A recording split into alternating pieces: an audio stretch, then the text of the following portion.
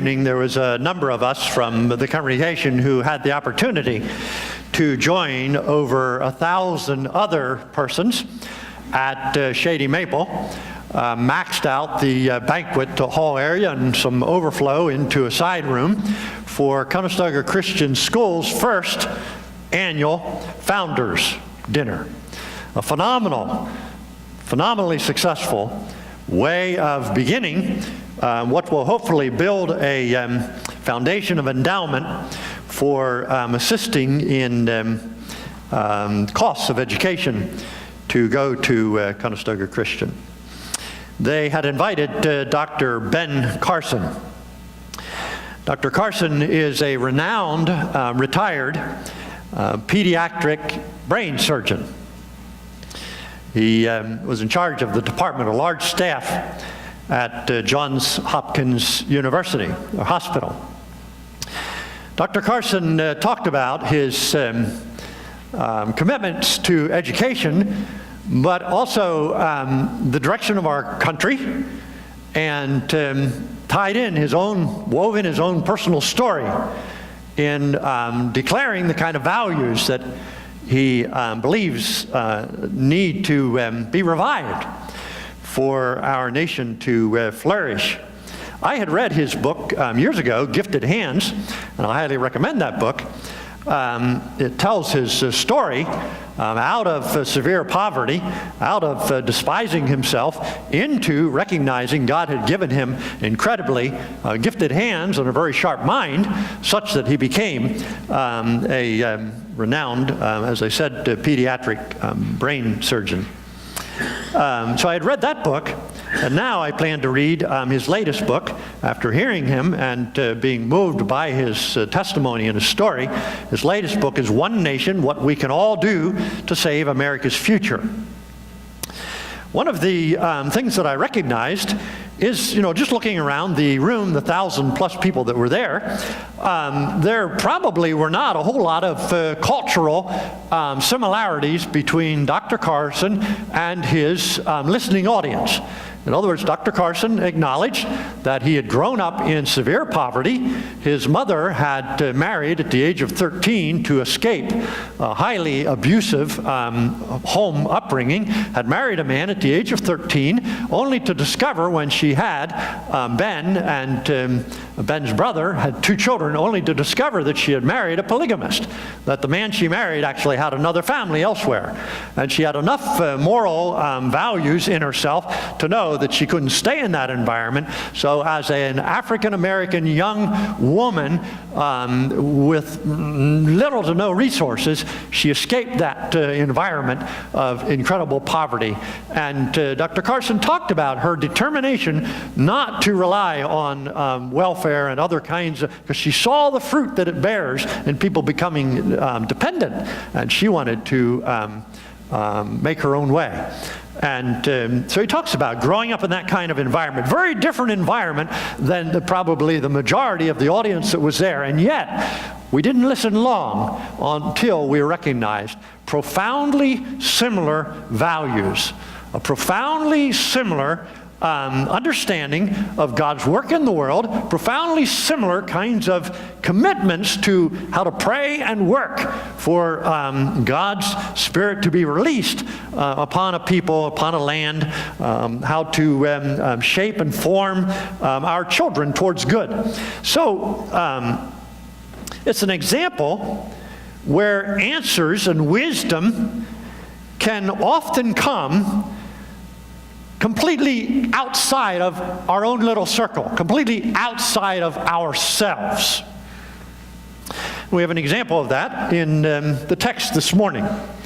Here's a group of Greeks who had come to this, in other words, they were Gentile Greeks, but they were coming to this Jewish festival.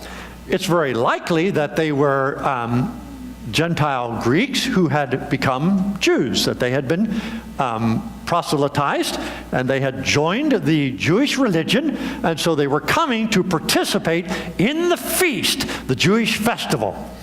And obviously, they had heard about this Jew named Jesus who was stirring things up, who was saying some radical things about what was needed for the Spirit of God to be released in a new way in that time. And so they come to Philip, one of the inside circle, one of the disciples, and they have a request. Sir, we would like to see Jesus. Now, I believe very clearly they weren't just saying, if he's here in the crowd somewhere, can you point him out to us? They weren't just saying, we want to see Jesus. We want our eyes to know where he is. We want to recognize him. They were asking for a connection. We want to sit down with Jesus. We want to interact with Jesus. We want to fellowship with Jesus. Can you make a connection for us to Jesus? Why did they come to Philip? Well, the name Philip is a Greek name. Philip had grown up in a Greek part of the world. So they looked at the disciples and they wanted an inside track for someone who was outside of themselves, that what they were hearing about this individual, they already knew he could help them to see the world differently. And they went to the person in the inner circle who was most like them. Philip, a Greek name. They went to the one that was most comfortable to make a request. Might you help us connect with Jesus? I point this out because many of us wonder too, how could we help people connect with Jesus? Every one of us who's a follower of Jesus, we have a certain passion. We'd like to be connectors for other people because we know Jesus is outside of ourselves. He's also living within us, but he has answers. He has insight. He has wisdom. And we'd like to be used of God to connect people who want to come to Jesus. So this is just an illustration of a principle that's true. God will many times use persons where there's already some kind of a natural connection. He will often use those persons to be the ones who can satisfy the need of making a connection to Jesus. It might happen at your work environment. Someone is working next to you. They now know you. They now trust you. They respect you a bit. They see you respond differently to conflicts than what others do, and so they say, tell me more. Or they may have heard you refer and testify to your Christian faith. And so they may ask, what do you actually believe? Or they may even say, could you help me see this Jesus?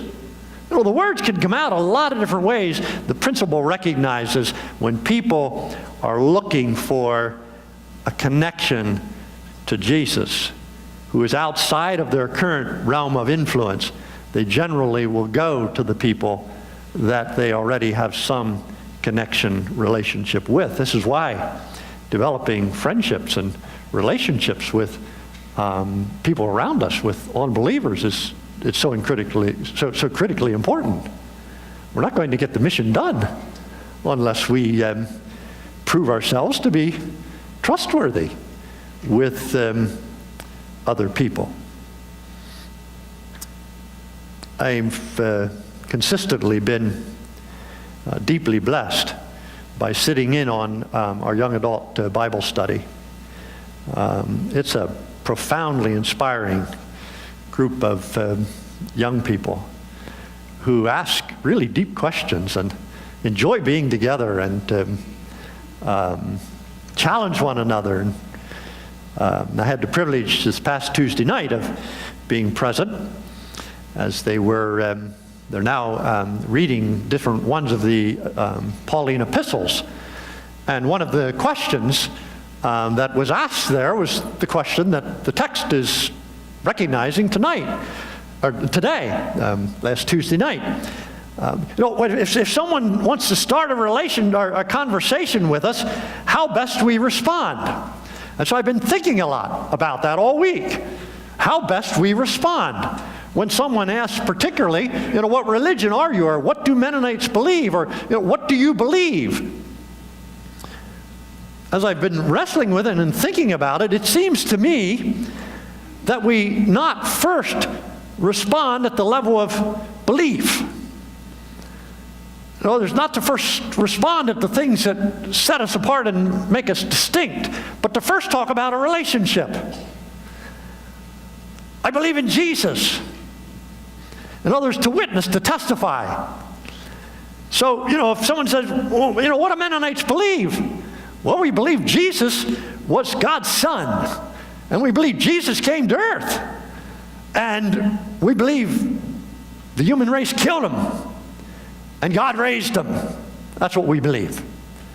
And, if they're believers who are of some other faith tradition, they may say, wow, that's what we believe too. Well, now you've already gotten some foundation of agreement, some commonality, instead of starting out by saying, well, we Mennonites believe in non-resistance. Well, now you've just, you just kind of divided the, okay? It's very appropriate to get to the place of non-resistance. It is something that as Mennonites we believe passionately in, but that isn't where we ought to start. We ought to start a relationship with Jesus. And then, if the conversation goes on, okay, so wow, so what else? Well, we believe the Scriptures are full of the breath of God. And to spend time in that Scriptures is the way to meet God and the way to deepen a relationship with God. And they'll go, wow, I believe that too.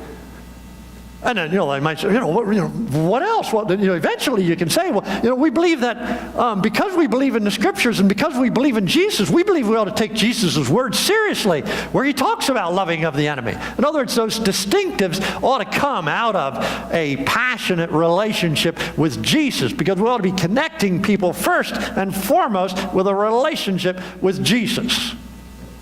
So, what does this have to do with letting coats of a seed die, which is the title of the message? Well, I don't know about you, but if I'm going to speak up for Jesus, the times that I've spoken up about Jesus and what I believe and testify to the relationship, something has to die in me to have courage to go there. It's just a confession. It's just not natural to actually tell somebody, I believe the historical Jesus who came was literally the Son of God. You kind of have to suck it up and grab courage and put it out there. And I believe that when we killed him, God raised him. That's not rational. You have to let something die in you. You have to let the ways that we've built up self-protective coats. I mean, the imagery in the text is the recognition that, a seed has a protective coat around it that preserves the inside life. And the seed is not going to bear fruit until it goes into the ground and the exterior protective coat is broken open or dissolves and the life can burst forth. Well, confessionally, for me to be an effective witness, something of the exterior coat of pride, etc., has to be shed away. I have to be willing for that to die. Dr. Carson talked about how he does this. Because he said first of all, he said, as an African American, he doesn't fit any of the stereotypes. He said, he's conservative, he's pro-life, and, a number of other things that he named. But he said, when people, his co-workers would find out, here's this world-renowned neurosurgeon in charge of the surgery department of a very prestigious hospital, and they would find out that he believes in Jesus, they go, how can that be true? You obviously have a scientific mind. How can you believe in Jesus?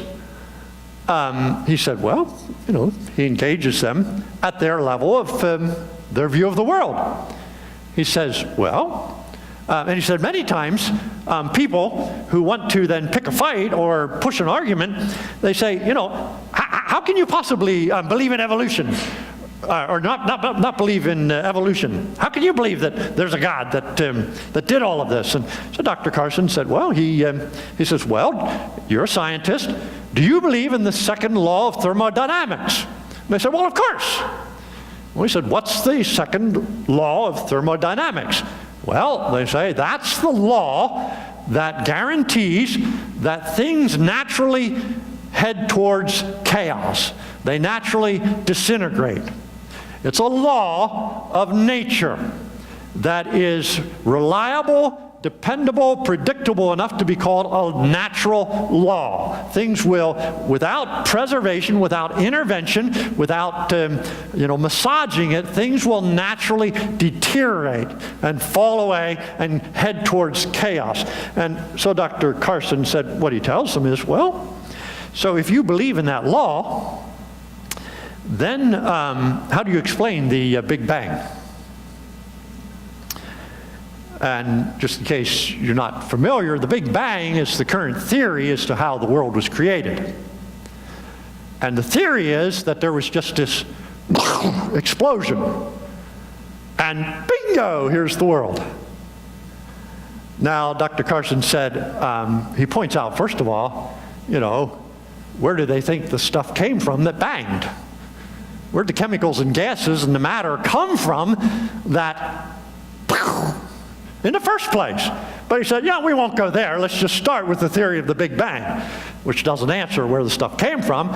He says, if the second law of thermodynamics guarantees that things automatically head towards chaos, then how can you believe that if there's no outside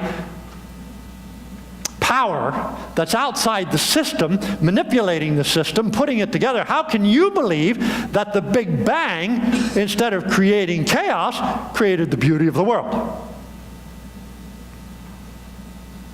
He says, you have more faith than I do. If you believe that there was some big explosion and the order and the beauty of the world was a result. So that takes more faith than someone like myself who believes there was a power outside of time and space who brought this into existence. So he said, you're telling me that if there was an island somewhere down in the part of the world where there's lots of hurricanes, there was an island somewhere, and we kept dumping all kinds and made that island a junkyard, piles and piles and piles of junk, and hurricanes would come through. You believe that if enough hurricanes came through, eventually, because the Big Bang says, there could have been lots of explosions, but bingo, the one time there's this explosion and the world happens. So he said, you believe that if the island is full of junk, if enough hurricanes go through, eventually one of the hurricanes will result in a 747 all ready to fly out of the junk that was there. And they say, well, no, obviously not. Well, why not? Well, because the hurricanes always create chaos. Big bangs create chaos. His point exactly. The junk could only be made into a 747 ready to fly if there's some force outside the island that could enter into it and take the junk and create a 747. That's an example of engaging people that invites them to shed their skins, to let something die that they've been relying on so new life can emerge. Answers that come from the outside and shake up the worldview. Sir, the Greeks said, we'd like to see Jesus. Now, it's a little humbling in the story. They came to Philip, But instead of Philip stepping up and saying, I can take you and introduce you to Jesus, and there's other places in the scripture where this happens. Philip seems rather timid, and a modern word would be a little wimpy. Philip doesn't take them to Jesus. Philip turns to Andrew and says, boy, I don't know what to do here. These Greeks, they want to meet Jesus. And then Andrew has the strength that he and Philip go together to tell Jesus. Anybody recognize themselves in that? Anybody ever had God stir you to do something?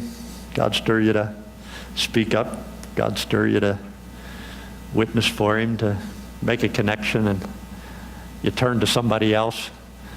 You know, it's okay if with that person you have the courage then to make the connection. But how much better if Philip would have gotten all the credit and had made the connection himself.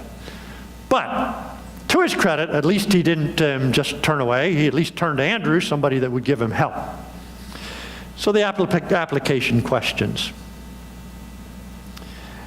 What are the natural connections that God might use you in to satisfy people's desire to see Jesus? Who are those people in your life that might have heard enough about Jesus that they'd like to know more? And then what has to die in you? What has to kind of be broken away as an outer shell, such that you might be that individual that connects people with Jesus? What our text says is that, for the best of fruit to happen, stuff has to die. For us really to be involved in the harvest, stuff is going to be crucified in us. Stuff like pride, stuff like stubbornness, stuff like anger, stuff like lust, stuff like materialism, anything that rules or governs or is naturally Lord of our lives, we're going to have to keep crucifying. And this bringing things to death so that we can more fully live, it's not just a thing that happens when we make Jesus Lord. It does begin then, but literally it continues all throughout one's life. One has to choose to be letting the self-protective shells be broken away so that a real harvest can flow out of our hands, out of our witness, out of our words. So, Jesus uses some pretty blunt imagery here. He gets their attentions, and there's truth in it. The one who loves his life, he's going to have to lose it. Doesn't mean he's going to have to die a physical death, although we all do eventually, and some do almost immediately with martyrdom. But all of us, whether we die a martyr's death or whether we live a long, full life, all of us, we're going to have to love being witnesses of Jesus, being followers of Jesus, more than our reputation, more than our pride, more than all of the exterior skins. Whoever serves me must follow me, and where I am, my servant also will be, and that's who the Father will honor. Now, I'm so glad verse 27 is included. This business of inviting God to break off the shells that get in the way of our being involved in a big harvest, it's just not easy. It's just not fun. And so there in verse 27 is the acknowledgement that Jesus experienced the same thing. He says, my heart's troubled. This business of dying to self, it's hard stuff. I'm headed towards the crucifixion. I'm deeply troubled. This is not what my body wants to do. This is not what the human part of Jesus wanted to do. My heart's troubled. I don't like this business. And yet, Father, your will be done. Here am I. I walk towards Jerusalem because it's your call upon my life. In that little recognition, Jesus saying, my heart is troubled, what shall I do? Save me or take me forward? I see grace on our hesitancies. Grace upon our resistances to the things dying that need to die for us to truly be involved in a harvest. So then finally, let's just speak the truth. If we want to be involved in a great harvest for God, it will take sacrifice. Shells will have to drop away. Parts of ourselves will have to die.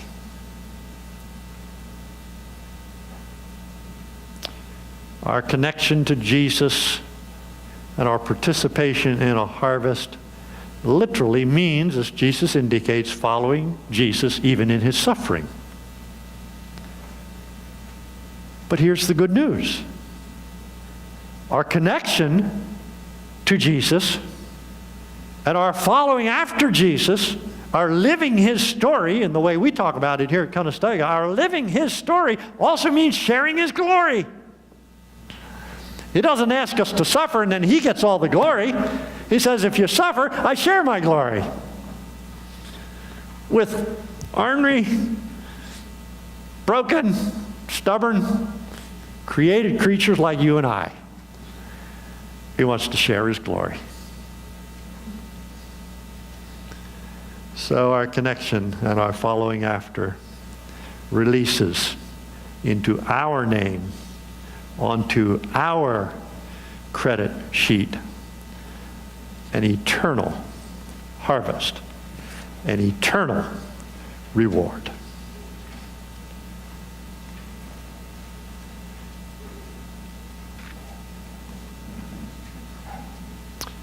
This Lenten season,